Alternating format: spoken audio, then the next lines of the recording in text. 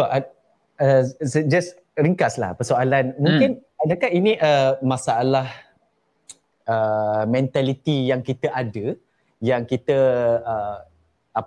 yang kita ada, environment yang kita ada sekarang ni, mentality yang tak nak explore ataupun tak ke arah teknologi, ataupun adakah itu mempengaruhi kita punya industri ni menjadi lambat ke depan?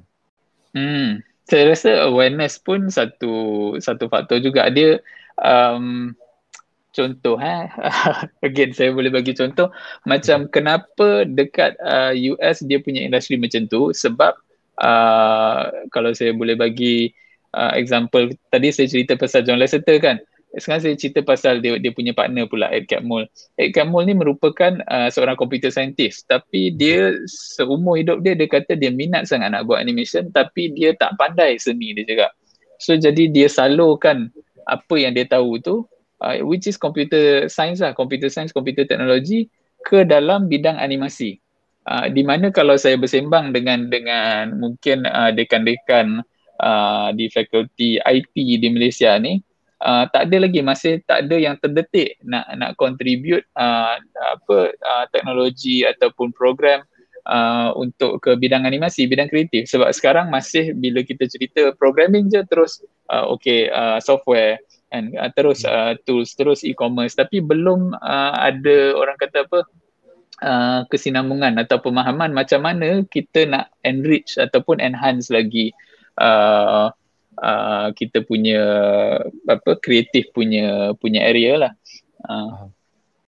So kita dah ada soalan yang saya tengok dekat sini, dah ada orang yang bertanyakan soalan, tapi tak apa, kita akan bacakan semua soalan tu di belakang-belakang nanti, Bro Samah. So alhamdulillah, so kita nak sapa sikit sahabat-sahabat kita. Wah, dapat sapa hari ni. Semuanya ada dekat depan skrin saya, daripada namanya Zaya Hairun Zulkifli. Jom tim animasi 3D College Community Berset dan College Community Teluk Intan.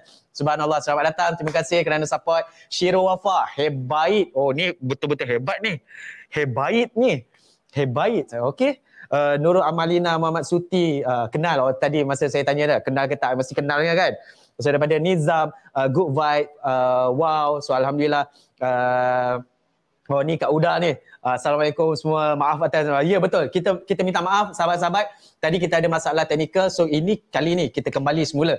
Dan daripada Ibrahim Muhammad Arif, jom Encik Ayun, lama. Putri Kutes, selamat petang semua. Ini ada yang tanya ni tadi soalan. Okey, daripada Masuria Taha, wow, bestnya. Okey, terbaik. No Zati Iman, jom masuk KK Teluk Intan. So, alhamdulillah. Terima kasih sahabat-sahabat yang mana dah bersama dengan kita. Jangan lupa untuk share live ni, kerana kita nak sharekan dengan sahabat-sahabat kita, especially kepada student, pemain-pemain industri, especially student politeknik dan juga college community. So mungkin boleh share kepada sahabat-sahabat kita supaya mereka mendapat manfaat apa yang kita nak share pada hari ini. So, bro, misconception, kesalahfahaman orang terhadap animasi 3D ini yang mengatakan tak ada peluang pekerjaan, tak ada masa depan. So mungkin bro boleh boleh kupas sikit berkenaan dengan tu. Boleh. Tak salah lah apa yang kalau saya sebutkan, kalau saya kongsi sikit kan, ayah saya pun cakap benda yang sama. Actually masa saya masuk belajar animasi tu dia tak cakap benda ni, tapi sekarang bila tengok saya dah menjadi kan, baru dia lah orang kata share ataupun luahkan. Dia kata dulu actually dia risau sangat masa saya nak masuk belajar animasi, sebab dia tak boleh imagine apa yang saya akan buat lepas saya habis belajar. Tapi itulah saya rasa saya bersyukur sangat sebab ayah saya, dia walaupun dalam kerisauan dia tu, dia macam bagi peluang dan dia percaya untuk saya cari dan olah, mengorak langkah sendirilah orang kata kan. Which saya rasa agak underrated benda tu. Banyak parents yang cuba saya faham, saya juga sekarang seorang parent yang ada anak. Jadi saya faham parents always mindset dia nak make sure anak-anak akan happy, hidup anak-anak akan terjamin kan. So kita tak boleh salahkan parents ada perception macam tu, tapi kita perlukan lebih banyak orang kata apa, success case study yang berjaya, yang boleh orang kata apa bagi that peace of mind lah pada mereka. Dan mungkin kalau saya itu, mungkinlah kalau untuk student saya boleh gesakan, mungkin kita perlu bagi ibu bapa kita lebih exposure kepada apa masa depan, apa potensial yang ada dalam ni. Dan pada ibu bapa pula saya rasa kadang-kadang kita kena percayakan perubahan zaman tu sendiri. Macam kalau masa saya kecil-kecil, saya rasa tak pernah dengar orang bekerja main game for a living kan. Yes. Tapi sekarang benda tu dah jadi profession. Jadi kita tak tahu sekarang apa yang kita tak boleh imagine tu kan. Kita tak tahu 10-15 tahun daripada sekarang apa lagi peluang pekerjaan yang akan ada. Jadi kadang-kadang kita kena biar we need to have faith lah dalam anak-anak kita, help them find their passion, dan ajarkan macam mana nak orang kata apa, ada orang kata atribut-atribut yang boleh menjadikan diorang orang berjaya. Benda macam bila susah jangan cepat mengalah, kena rajin usaha, kena rajin cari orang kata belajar sendiri kan. Benda-benda macam tu yang saya anggap lebih penting lah daripada kita nak tekankan nak kena kerja apa bila dah besar nanti. Oh, betul. Saya bila bro cerita tentang ayah tadi tu, saya teringat satu cerita ni. Saya suka tengok cerita Hindustan bro sama. Okay. Saya ada tengok ni. Saya tengok banyak kali lah cerita dia Three Idiots. Three Idiots ni dia pasal education yang mana yang dia terlalu tekankan dalam tu. So dia punya cast pun Amir Khan kan. Yeah. So dia keluar daripada tampuk keselesaan cara belajar tu, yang mana yang dia panggil seorang pengasas ni ataupun lecturer dekat situ dia panggil virus, yang mana yang dekat sini dia terlalu nak anak dia jadi engineer. Dalam tu kan pembelajaran dia dah ada engineer kan.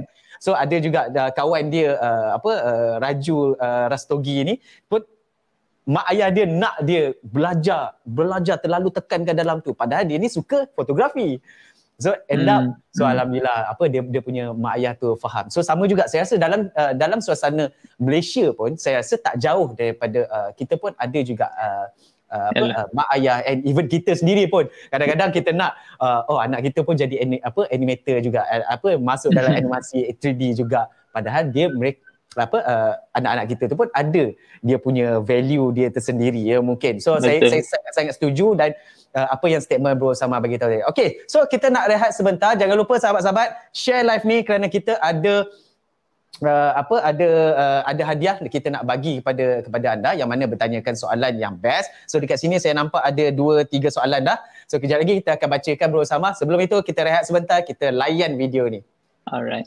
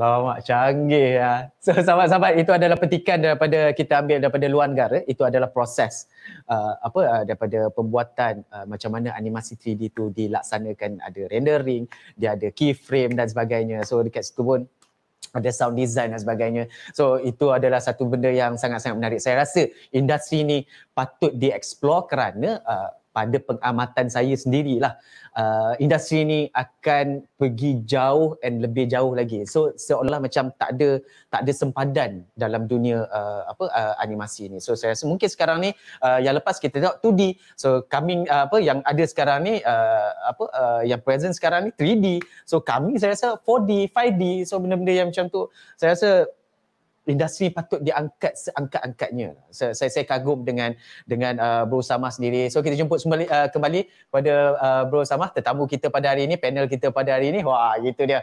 Bro Samah, ada yang dekat sini yang dah promote juga ni. Jom masuk belajar animasi 3D di College Community Besut. Pengambilan dibuka sekarang. Maaf iklan sikit. Thank you Cik Samah atas perkongsian menarik. Subhanallah. Sempat lagi iklan Zai Hairun Zulkifli. Subhanallah. So bro, macam bro tengok tadi itu adalah proses yang sama dilaksanakan oleh bro sendiri ke atau macam mana? Lebih kurang dia proses kita panggil pipeline. Pipeline ni kita workflow lah, macam mana satu studio tu bekerja. Saya rasa dia ada degree slight different, bergantung kepada siapa yang you tanya, dari satu studio ke satu studio yang lain. Mungkin ada perbezaan sedikit, tapi kebanyakannya benda samalah macam ni. Dia akan dibagikan kepada 3 main portion, iaitu pre-production, production dan post-production. Di WOW Animation kita ada about 9 team sekarang ni yang bekerja dari mula sampai habis. Kita punya penulis skrip, bermula dengan penulis skrip, kemudian akan pass ke storyboard artis yang akan tukar cerita tu ke dalam macam panel lukisan, dan at the same time kita punya konsep artis yang akan buat design karakter. Dia akan lukiskan design karakter, design environment. Daripada situ kita akan pergi ke asset creation ni, di mana bermulanya proses buat 3D lah. Kita ambil design tadi and then akan orang kata hasilkan dalam bentuk 3D. Dia macam kita buat sculpture lah dalam pakai komputer tu. Dan bila dah ada model tu, kita letakkan texture dia, surface dia. Lepas tu kita letakkan tulang supaya model-model ni boleh digerakkan lah. Dan baru kita pass ke animation. Dan dalam animation ni proses saya sebut proses menghidupkan kita punya cerita tu lah, hidupkan watak dia. So kat sini yang orang kata kita akan explore lakonan, kita akan explore segala-gala lah kat sini. And then bila dah siap animation tu, kita akan, kalau pernah tengok lah dalam animation ni, kita selalu tengok klip dia tu semuanya kelabu. Tapi bila dah habis animate, kita pergi ke proses coloring ataupun kita panggil rendering lah. Komputer tu, kita akan buat lighting dia, and then komputer akan render. Dan daripada situ kita akan pass kepada tim composite. Sebab bila kita render tu, kita sebenarnya render dia separate layer. Kita ada beberapa layer untuk karakter, beberapa layer untuk background, and then compositing tu yang akan put everything together, and then akan tambahkan effect dan color correction. Cantikkan lah, dia akan cantikkan the final image tu. Then at the same time, kita ada team yang akan buat music, sound effects, and then kita akan put everything together dekat final edit. Macam itulah.